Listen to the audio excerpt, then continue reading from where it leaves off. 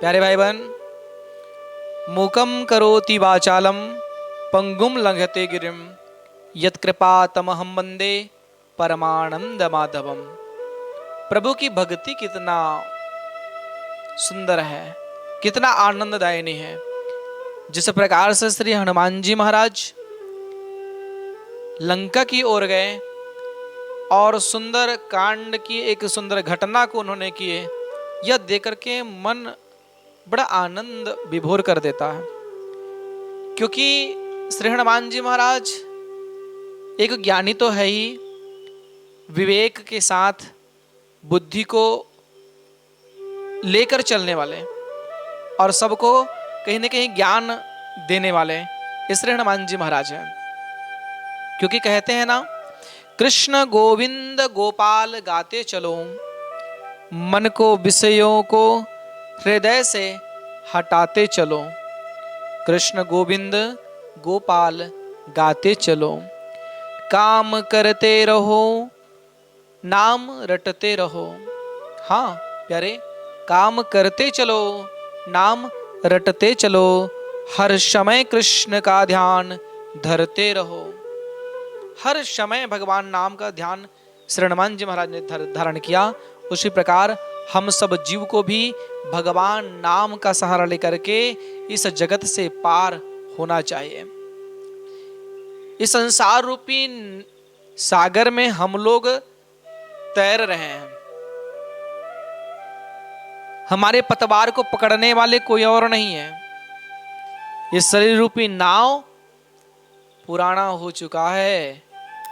कितने आशा कर रहे हैं कितने दिन के लिए जीने के लिए, पर आपको और हमको पता नहीं कि हम कुछ दिन के लिए आए हैं, कुछ समय के लिए आए हैं। पतवार को हम किसी को पकड़ाए नहीं है, तो ये शरीर रूपी जब पतवार को हम ना पकड़ाएं, जब हम नाम के आधार को नहीं धारण करेंगे, तब तक इस भव सागर से पार हम लोग नहीं हो सकते। भव सागर से पार होने के लिए भगवान रूपी नाम को अपने जीवन में धारण करना पड़ेगा। और जब ये धारण कर लेंगे तो हम इस भवसागर से पार हो जाएंगे, अन्यथा फिर उसी प्रपंच में फंसकर उसी नरक की यातनाओं को फिर करना पड़ेगा।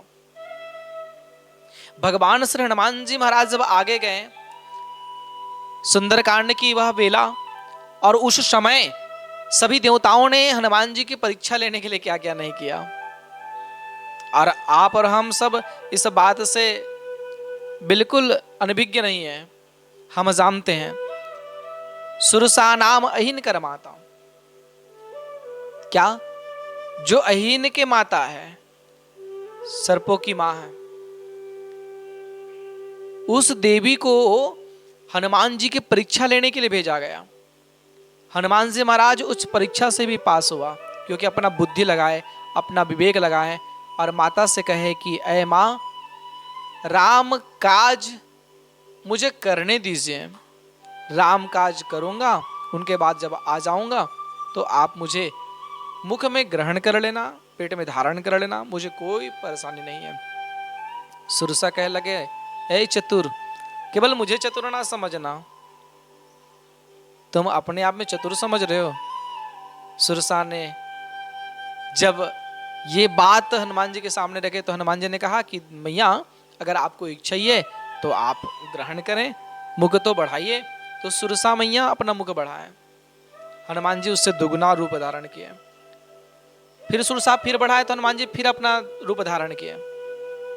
ऐसे करते जब 100 योजन हो गया तो हनुमान जी एक छोटा सा स्वरूप बना करके मुख के अंदर चले गए, पेट को देख लिए और बाहर निकल गया। सुरसा कहे लगे, तुम्हारी चतुराई से आज तुम अपना काम भी कर लिए और पता भी न चला। हनुमान जी, जिस काम के लिए तुम जा रहे हो, मैं आशीष देती हूँ कि तुम्हारा कार्य सिद्ध हो।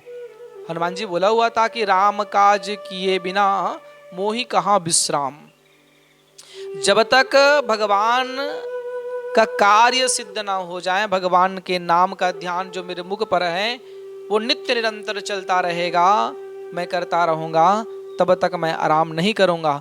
और हम लोग आराम करना चाहते हैं क्या? भगवान नाम स्मरण को करना जरूरी है। भगवान नाम संकीर्तन करना जरूरी है। इसलिए भगवान नाम की साधनाओं को आप अपने जीवन में साधिए, साध करके उसी पतवार को पकड़ करके इस भव सागर से पार हो जाइए। क्योंकि कलयुग केवल नाम आधार, सुमर सुमर नर उतरहि पारा। कलयुग में केवल भगवान का नाम ही सार है, जिसको लेने मात्र से इस भव सागर से हम पार हो जाएंगे। मैं आप सबसे कहना चाहता हूं, हरे नाम की महिमा इस जगत में सार है, प्रबल है। अजामिल जैसे तर गए, गणिका जैसे तर गए, तो हम क्यों नहीं। इसलिए मैं नाम की महिमा का उच्चारण करने के लिए आप सबके बीच कुछ बातें को रखा। इस पतवार रूपी भगवान नाम को रखकर जीवन में आप आगे बढ़िए, अपने जीवन को सार्थक करिए, कल्याणमय करें। इस भाव के साथ पुनः मैं इस वाणी को विराम देता हूं। श्री